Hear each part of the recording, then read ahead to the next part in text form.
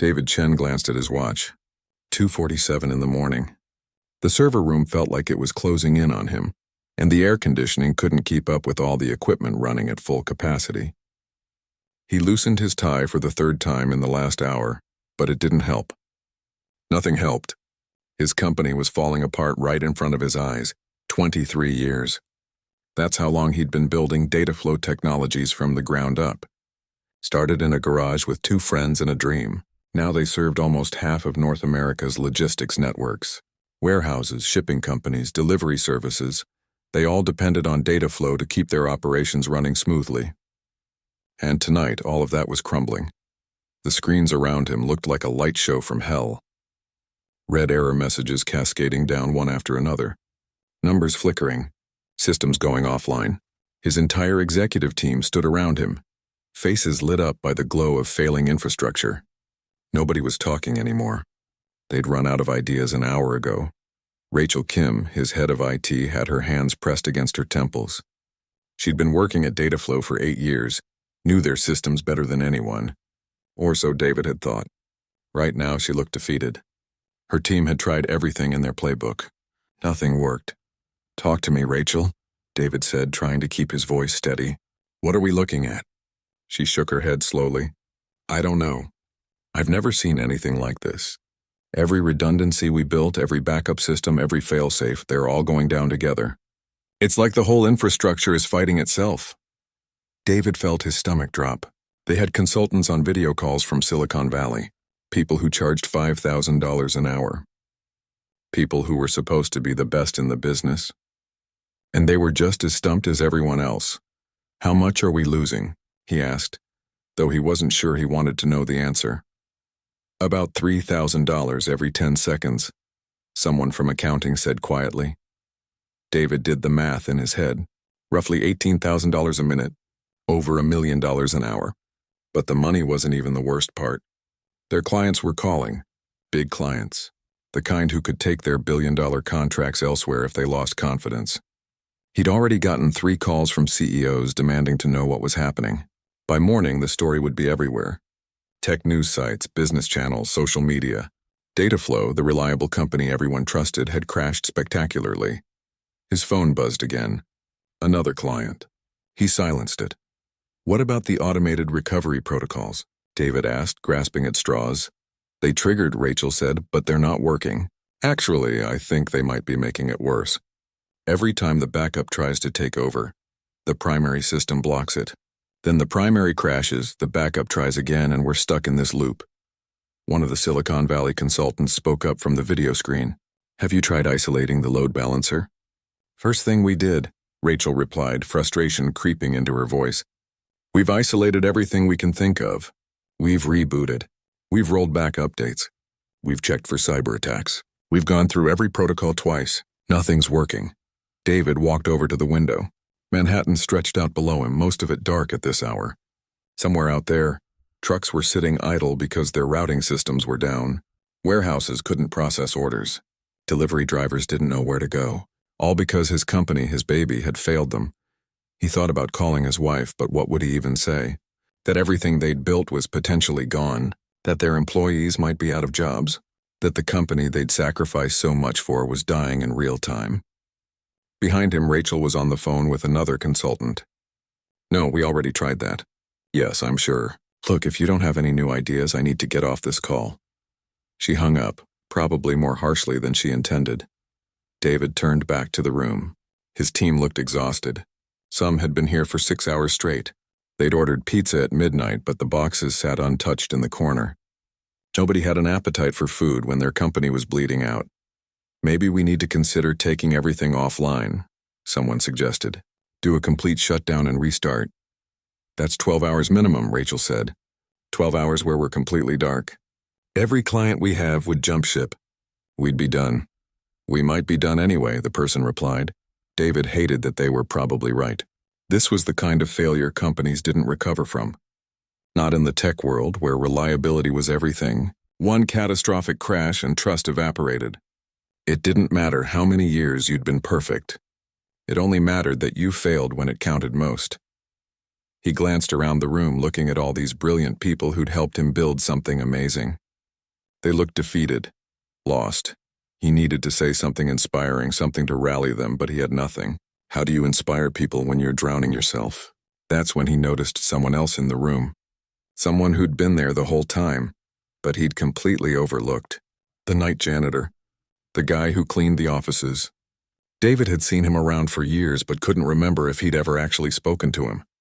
He was standing near the back wall, mop and bucket next to him, staring at the main display screen. Something about the janitor's expression caught David's attention. Most people in the room looked panicked or frustrated or exhausted, but this guy looked focused, intensely focused, like he was solving a puzzle in his head. David almost dismissed it. What would a janitor know about complex server architecture?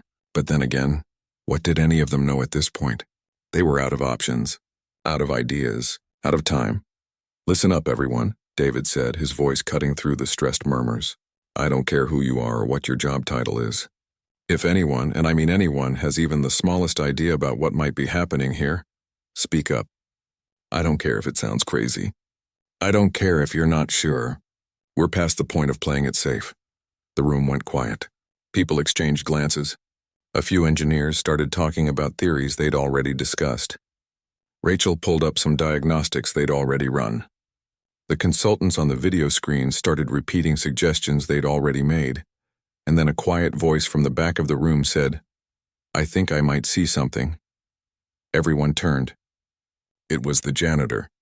He'd taken a few steps closer to the main terminal, still holding his mop.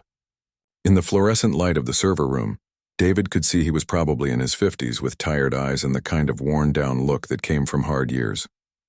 One of the younger engineers actually laughed. Not mean, just surprised, like the janitor had made a joke. But the janitor wasn't smiling.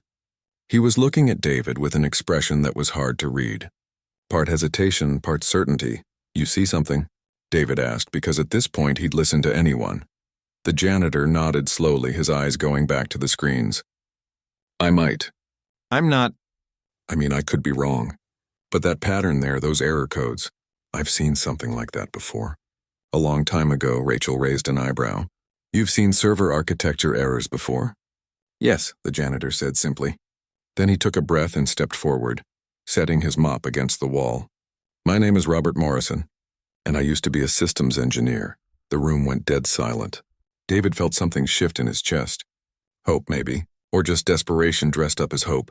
Either way, it was the first thing besides dread he'd felt in hours. Keep talking, David said. Robert Morrison hadn't planned on speaking up. In fact, he'd spent the last 12 years perfecting the art of being invisible. Show up at 10 at night, clean until 6 in the morning, go home. Don't make eye contact. Don't join conversations. Don't remind people that you exist beyond the service you provide. It was safer that way. But watching these people scramble around, watching systems fail in patterns he recognized, something inside him wouldn't stay quiet. Maybe it was the desperate look on David Chen's face. Maybe it was just that after 12 years of silence, he was tired of being invisible. Or maybe deep down he missed being the person he used to be. I worked at IBM for 11 years, Robert said, his voice steadier than he felt. Senior systems engineer. I specialized in large-scale network architecture, load balancing, redundancy systems, the kind of infrastructure that couldn't afford to fail. Rachel was staring at him like he'd just claimed to be an astronaut. You worked at IBM? Until 15 years ago. Yes. And now you're... She trailed off like she couldn't quite finish the sentence. Cleaning your offices, Robert finished for her. Yes. The awkwardness in the room was thick enough to cut. David Chen looked confused, curious, and desperate all at once. What happened? Why did you leave IBM? Robert had known that question was coming. It always came whenever pieces of his old life surfaced. He'd answered it in therapy. He'd answered it in job interviews that went nowhere. He'd answered it to himself in the mirror 1,000 times. My life fell apart, he said simply. Divorce. Bad divorce. The kind where lawyers get rich and families get destroyed. I had a daughter. My ex-wife had better lawyers. I lost custody. Lost my savings fighting for my kid. Started drinking. Lost my job. Lost my apartment. Lost everything that mattered. The room was silent. Someone coughed uncomfortably. I spent 3 years barely surviving, Robert continued. Odd jobs, shelters, rock bottom, and then some. Finally got sober. Got into a program that helped me find steady work. Cleaning jobs don't require references or explanations about gaps in your resume. They just need someone reliable. So that's what I became. Reliable, invisible, safe. David was watching him with an intensity that made Robert want to retreat back to his mop and bucket. But you kept your skills? Robert almost laughed. I tried not to. Tried to leave that whole life behind. But it's like knowing how to ride a bike. You don't forget. And when you're cleaning offices 12 hours a night, your mind wanders. You look at things. What things? Rachel asked. Everything. Robert gestured around the room. I empty trash cans. You'd be amazed what people throw away. System diagrams, architecture sketches, printouts of code, memos about infrastructure upgrades. I'm not reading them on purpose, but my eyes see them anyway, and my brain, whether I want it to or not, processes them. He walked closer to one of the screens. Years of trained instinct taking over. I wipe down whiteboards after your late-night brainstorming sessions. I vacuum around engineers who are debugging problems at 2 a.m, and I hear them talking through solutions. I clean the conference rooms where you plan your system upgrades. For 12 years, David asked, for 12 years. This building is my whole world 5 nights a week. You all go home to families and lives. I go home to a studio apartment and silence. So yeah, I paid attention, not because I meant to, just because there was nothing else to pay attention to. One of the younger engineers spoke up. So you're saying you know our entire infrastructure? I'm saying I've absorbed more than I ever intended to. Your load balancing protocols, your redundancy architecture, the way you've set up failovers, the automated backup sequences. I've seen it all discussed, diagrammed, implemented, and revised about a dozen times. Rachel crossed her arms. Not hostile, just skeptical. Robert didn't blame her. Okay, so what do you see that we don't? Robert pointed at the main screen where error codes were still cascading. Those timestamps. Look at the intervals between them. Rachel leaned in. Microseconds, so? So it's too fast. Your primary system and your backup system are trying to take over from each other in microsecond intervals. That's not a failure. That's a race condition. Our load balancer has protocols to prevent race conditions, one of the engineers said. Right. But what happens if the race condition affects the load balancer's conflict resolution protocol itself? Rachel's eyes widened slightly. That would create a deadlock. Exactly. Your systems are too synchronized. They're supposed to work together, but they're working too perfectly together. When the primary system tries to hand off to the backup responds so fast that the primary thinks it's a threat and blocks it. Then the backup tries to force the takeover, which triggers the primary's defense protocols. They're fighting each other in an infinite loop. The room was quiet. People were checking screens, running through logs. Rachel pulled up diagnostic data, her fingers flying across the keyboard. But we've had this same setup for 3 years, she said. Why would it suddenly start happening now? Robert thought about it. Did you do any updates recently? Any optimization to reduce latency? One of the engineers raised his hand hesitantly. We pushed an update last week. Made the backup system's response time faster by about 70 milliseconds. We were trying to reduce failover time. That's it, Robert said. You made your system so efficient that they're now fighting each other for control. The 70 millisecond delay was probably what kept them from conflicting. David stepped forward. So how do we fix it? You need to manually introduce a delay. Just a small one. Maybe 50 or 60 milliseconds in the backup system's response protocol. Not enough to hurt performance, just enough to let the primary system recognize it's working with a backup and not fighting a competitor. Rachel was already pulling up the configuration files. Her hands were shaking slightly. If you're right, this is such a simple fix. The best solutions usually are, Robert said quietly. She looked at David. Boss, I need authorization to make this change. If he's wrong, it could make things worse. David didn't hesitate. Do it. Robert watched as Rachel typed commands. 3 lines of code. That's all it took. 3 lines to add a 50 millisecond delay to the backup system's response time. She hit enter, and for a moment nothing happened. Then slowly, the error messages stopped, and the screen stabilized. Green light started appearing where there had been red. System after system came back online, settling into normal operations like they'd never been down at all. The silence in the room was deafening. Then someone whooped. Someone else started laughing. Rachel sank into a chair, her hand over her mouth. The consultants on the video screens were talking over each other, trying to understand what had just happened. David Chen stood perfectly still, staring at Robert like he was trying to solve a puzzle. "You just saved my company." Robert picked up his mop. "I just remembered something I used to know. You would have figured it out eventually." "No," David said firmly. "We wouldn't have. We were out of ideas. We were done." He paused, seeming to struggle with something. "How much do we pay you, Robert?" Robert felt his face flush. $32,000 a year. The number seemed to hit David like a physical blow. He looked around at his team, at the consultants on the screens, at the millions of dollars worth of equipment that Robert had just saved with 3 lines of code. Then he looked back at Robert with an expression that was hard to read. "We need to talk," David said. "But first, thank you. Thank you for speaking up. Thank you for not staying invisible."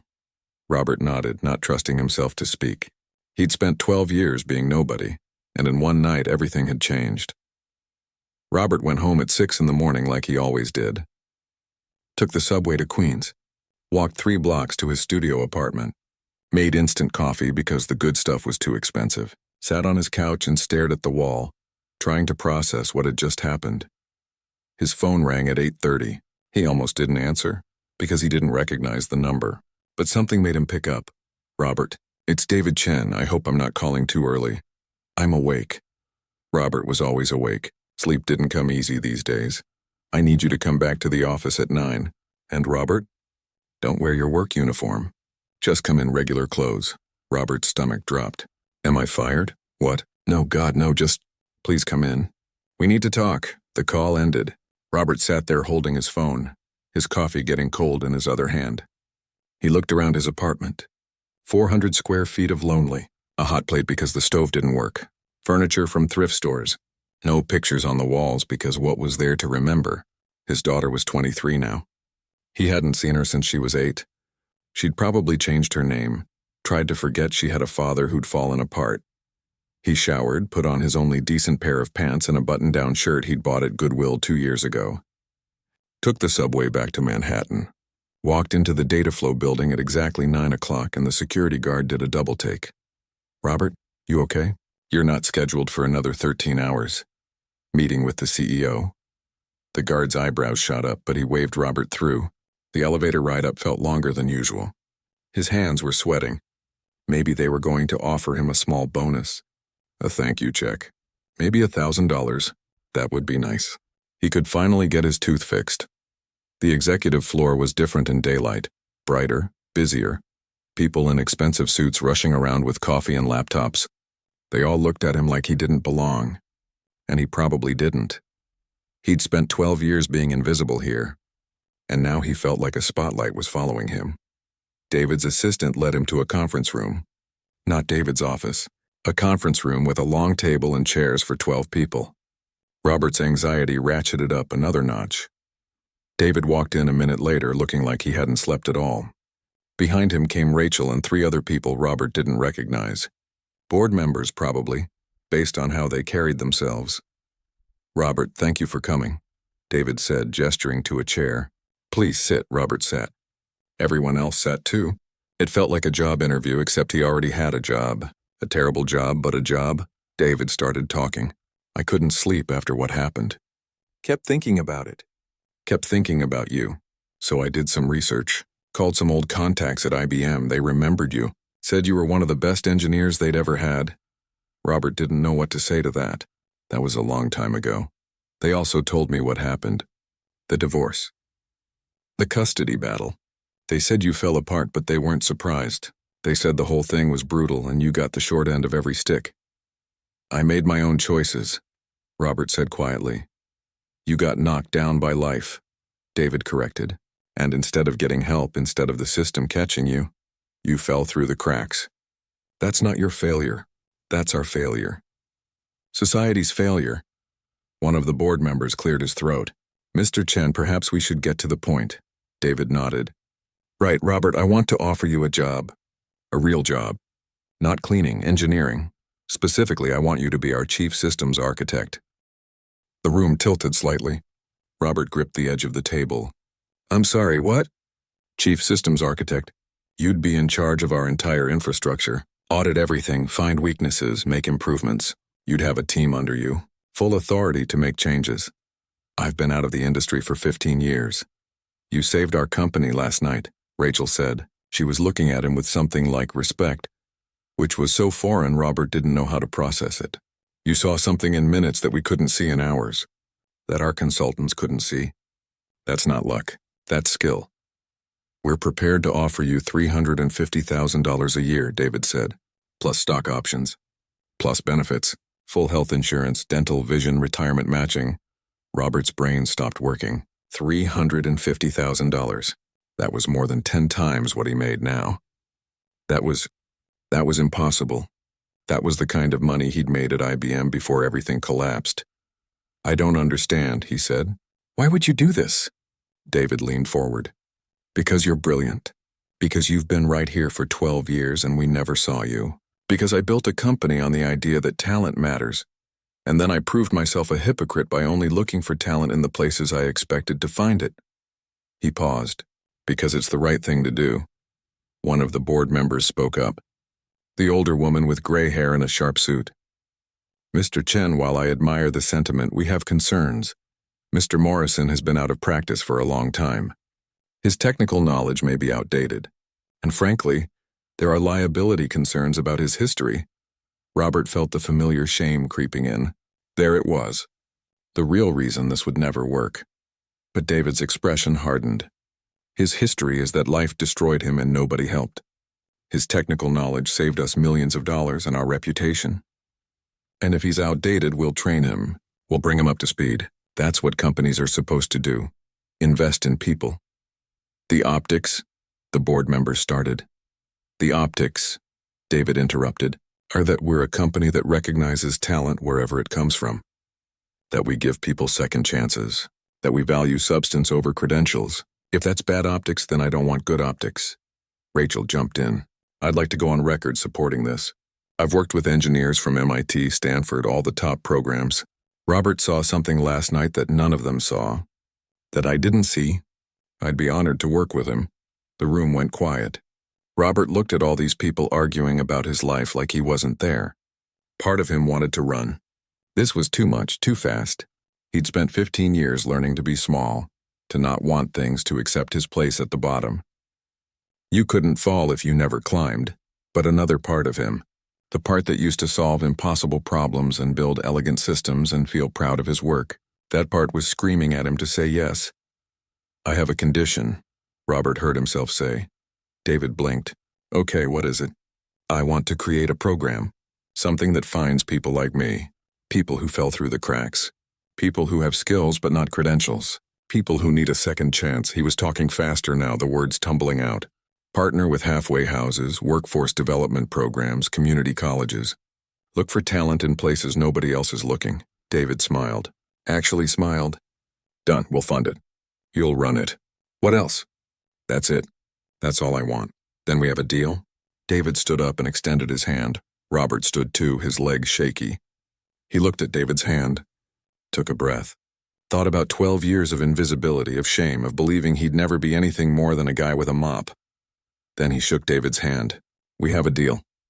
The board members didn't all look happy, but they didn't object. Rachel was grinning. David looked like a weight had lifted off his shoulders. Welcome back to the world, Robert, David said. We're lucky to have you. Robert didn't trust himself to speak. He just nodded, holding on to that handshake like it was the only thing keeping him from floating away. The first week was terrifying. Robert showed up Monday morning in a new suit that David's assistant had helped him pick out. He had his own office, his own computer, his own business cards being printed. Chief Systems Architect, they would say, Robert Morrison.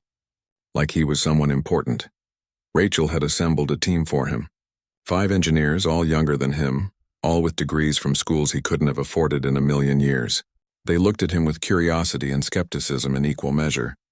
He couldn't blame them. Their new boss used to clean their toilets.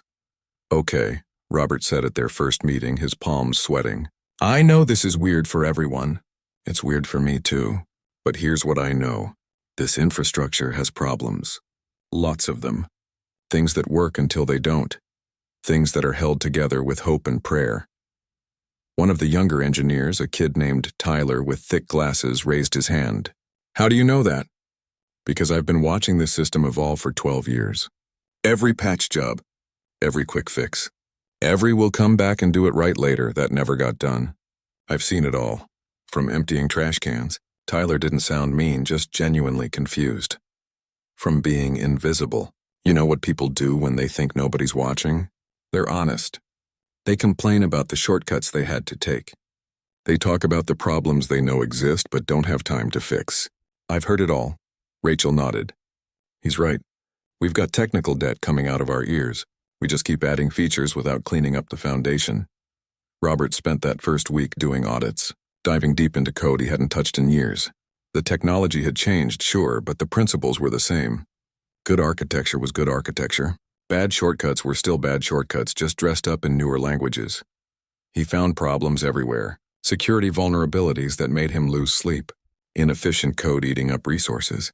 Redundancy systems that wouldn't actually work in a real crisis. It was overwhelming, but it was also exhilarating. For the first time in 15 years, his brain was fully engaged. But the technical work was the easy part. The hard part was being visible again. Being someone. Having opinions that mattered. Making decisions that affected people. He'd forgotten how exhausting it was to exist in the world as a full person instead of a ghost. People stared at him in the cafeteria. He'd hear whispers. That's the janitor who saved the company. Some people were inspired. Others were resentful. Why did he get this chance when they'd worked so hard for their positions? He understood that feeling. In their place, he might have felt the same way. His second week, David called him into his office. How are you holding up? Robert sat down heavily. I'm not sure yet. Ask me in a month. The team treating you okay? They're professional. Rachel's been great. The others are adjusting. I'm adjusting too. David nodded. What about the program? The Second Chance Initiative? That got Robert's attention. In the chaos of learning his new job, he'd almost forgotten about his condition. You were serious about that? Completely. In fact, I've already had HR reach out to some workforce development organizations. We're ready to move when you are. Robert felt something crack open in his chest. Hope, maybe. Or just relief that David hadn't been feeding him empty promises. I want to start small. 5 positions. Entry level. Partner with organizations that work with people coming out of incarceration. People recovering from addiction. People who've been homeless. Look at their skills, not their history. 5 positions to start, David agreed. With the understanding that if it works, we expand. Deal? Deal. The third week, Robert had his first real crisis as chief systems architect. One of the major clients was demanding an infrastructure upgrade that would require months of work. His team thought it was impossible with their current timeline. Robert stayed up for 2 nights straight, sketching out solutions, running simulations, calling in favors from old contacts who were surprised to hear from him. He designed a phased approach that would give the client what they needed while keeping the system stable. When he presented it to David and the client, there was silence. Then the client started nodding. This could work. This is actually better than what we asked for. After the meeting, Rachel caught him in the hallway. That was brilliant, seriously. Where did you learn to think like that? IBM mostly, but also, he hesitated, also from being at the bottom. When you have nothing, you learn to be creative. You learn to solve problems with limited resources. That skill doesn't go away, she smiled. Well, I'm glad you're here. And I'm sorry we didn't see you sooner. That night, Robert went back to his studio apartment. He'd gotten his first paycheck. More money than he'd seen in 15 years. He could move now. Get a better place. But something made him stay. Maybe he needed to remember where he'd been. Maybe he wasn't ready to believe this was real yet. He pulled out his phone and did something he'd been too scared to do for years. He searched for his daughter, Hannah. She'd be 23 now. Would she even remember him? Would she want to? He found her on social media. She was in Seattle, working at a nonprofit. She looked so grown up it hurt. She had his eyes, his smile. He started to send a message, then stopped. What would he even say? Hi, I'm the father who abandoned you. I'm the father who drank away his custody rights. I'm the father who disappeared. He close. Ed the app. Some bridges were burned too badly to rebuild. Maybe this second chance didn't extend to everything. Maybe some things stayed broken. The fourth week, The first candidate from the Second Chance program came in. Her name was Patricia. She was 42, had been incarcerated for 6 years, and had taught herself coding in prison. She was terrified, sitting across from Robert in his office. "I know my background isn't traditional," she started. "Neither is mine," Robert said gently. "Tell me what you can do." She could do a lot, it turned out. She'd built programs to help prisoners with literacy, created databases to track educational progress, learned 3 programming languages from library books, and whatever computer time she could get. "Why coding?" Robert asked. "Because it made sense. Because I was good at it. Because it was something I could do that didn't depend on where I'd been, just on what I could create." She paused. "Because I needed to believe I could be more than my worst mistake." Robert hired her on the spot. Rachel raised an eyebrow when he told her, but didn't object. "Your call. You're the boss, the boss." He still wasn't used to that. By the end of the first month, Robert had hired all 5 positions for the Second Chance program. A former addict who'd learned network security and rehab, a veteran with PTSD who'd been homeless for 3 years but still understood systems better than most people with degrees, a kid who'd dropped out of high school to take care of his sick mother, but had taught himself everything through online courses. David came by to see the new team. "How are they doing?" "They're hungry," Robert said. "They know how rare this opportunity is. They're not taking it for granted. Like you." Robert smiled slightly. "Yeah, like me." That night, Robert sat in his office after everyone had gone home. He looked at the business card on his desk. Chief Systems Architect, Robert Morrison. He'd been invisible for so long, and now here he was, building something that mattered. His phone buzzed. An email notification from Seattle. From an address he'd been staring at for weeks. The subject line read, "Dad?" Robert's hands shook as he opened it. "I don't know if this is really you or if I have the right person, but I saw an article about data flow technologies and the janitor who became an executive. The picture looked like you. Is it you? If it is, maybe we could talk." Robert sat there for a long time, staring at those words. Then he hit reply, "It's me. I'd like that very much." 6 months later, Robert stood in front of the entire company at the quarterly meeting. 200 employees packed into the auditorium. He still wasn't comfortable with public speaking, probably never would be, but David had insisted he be the one to present this. "When I started at Dataflow," Robert began, his voice steady despite his nerves, "I was invisible. I cleaned your offices, emptied your trash, mopped your floors. Most of you never knew my name. That was by design. I'd spent years trying to disappear because I thought that's all I deserved." The room was silent. People knew his story by now. It had been in the news. Forbes had written an article. Business magazines had called him an inspiration. Robert hated the attention, but he understood why David wanted him to talk. It wasn't about him. It was about what came next. "Today, I want to talk about the Second Chance initiative. 6 months ago, we committed to finding talented people in unexpected places. People who'd been overlooked. People who'd made mistakes. People who just needed someone to believe in them." He clicked to the next slide. "We've now hired 37 people through this program. Former prisoners, people recovering from addiction, veterans struggling with PTSD, high school dropouts, people who've been homeless." He clicked again, showing performance metrics. "And here's what we found. These 37 people have the highest retention rate of any hiring group in company history. 97% are still here. They have the highest satisfaction scores. They work an average of 5 hours more per week than required, not because we ask them to, but because they want to. And their performance reviews are consistently above average." Rachel stood up from her seat. "Can I add something?" Robert nodded, and she walked to the front. Patricia Diaz, who many of you know from the security team, found a vulnerability last month that could have cost us millions. She'd been with us for 4 months. 4 months, and she found something our security consultants had missed for 2 years. Patricia, sitting in the third row, looked like she wanted to sink into her seat, but people were applauding. Actually applauding, Robert continued. "We're expanding the program. Next quarter, we're hiring 50 more positions, and we're partnering with other companies to help them create similar initiatives. Because here's what I've learned. Talent isn't rare. Opportunity is rare, and when you give talented people opportunity, they don't just succeed, they soar."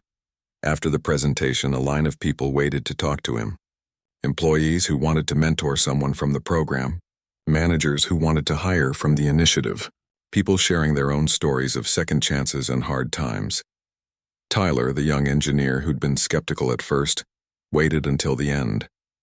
"Hey, boss. I wanted to say sorry. When you first started, I didn't think you belonged here. I was wrong. You've taught me more about engineering in 6 months than I learned in 4 years of college." Robert shook his hand. "You weren't wrong to be skeptical. I had to prove myself. We all do." "Yeah, but I should have given you a chance before judging. That's what this whole thing is about, right? Chances." That evening, Robert didn't go home to his studio apartment. He'd finally moved 3 months ago to a 1-bedroom in a better neighborhood. Nothing fancy, but it had a real kitchen and windows that let in actual sunlight. He'd bought furniture that wasn't from a thrift store. He'd hung pictures on the walls, one picture in particular, a photo from last month when Hannah had flown out from Seattle to visit. It had been awkward at first. 15 years of absence couldn't be erased in a weekend. But they'd talked. Really talked. About the past, the pain, the mistakes. About moving forward. She'd told him she worked with at-risk youth. That she'd always wondered about him but had been too angry to reach out. That seeing the article about him had cracked something open. "I spent my whole childhood being angry that you gave up," she'd said. "But now I understand that you didn't give up. You survived. There's a difference. They talked every week now. Phone calls, video chats. She was coming for Thanksgiving. It wasn't perfect, but it was something. It was more than he'd dared hope for." His phone rang. "David." "Turn on Channel 7, David said.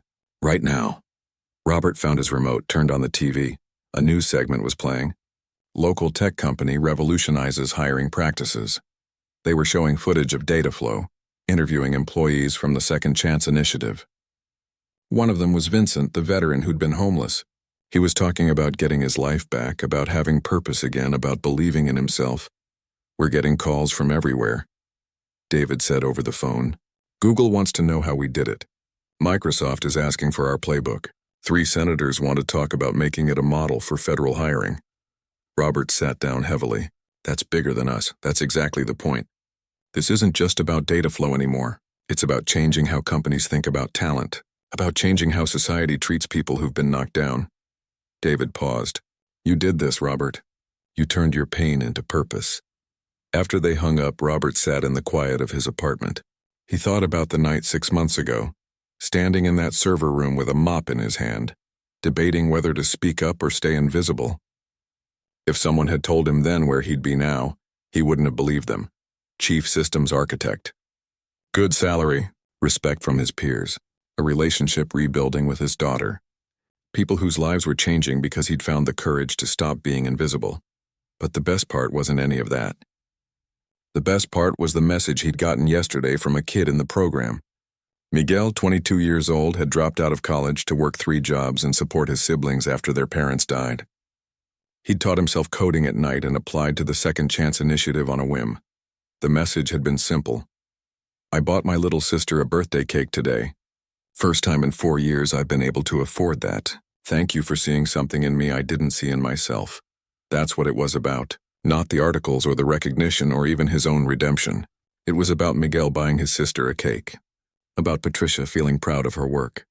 About Vincent having an address again, a purpose, a reason to wake up in the morning. A year ago, Robert had been empty. Now he was full. Not with stuff or status, but with purpose, with connection, with the knowledge that his worst years hadn't been wasted. They'd taught him empathy. They'd taught him humility. They'd taught him what it meant to be overlooked, and that made him perfectly positioned to see others who were being overlooked. He walked to his window, looked out at Manhattan stretching before him. Millions of people out there. How many were invisible? How many had talents nobody saw? How many were one conversation away from changing their entire life? His phone buzzed. A text from Hannah. "Can't wait for Thanksgiving. I'm proud of you, Dad." Robert read it 3 times, tears blurring his vision. He typed back, "I'm proud of you too. See you soon." Then he pulled out his laptop. He had work to do. Next quarter's hiring goals to plan. More companies to help. More systems to build. Not computer systems this time, but human systems. Networks of opportunity instead of networks of data. He thought about David's question from months ago that first night. "Who are you, really?" "Robert Morrison. Former engineer. Former janitor. Current architect in more ways than one, building infrastructure that connected people to possibilities, creating pathways for those who'd lost their way, proving that everyone deserves a second chance, because sometimes the second chapter is even better than the first. He smiled and got to work. 23 floors below, the night shift janitor started his rounds. Robert made a note to learn his name tomorrow.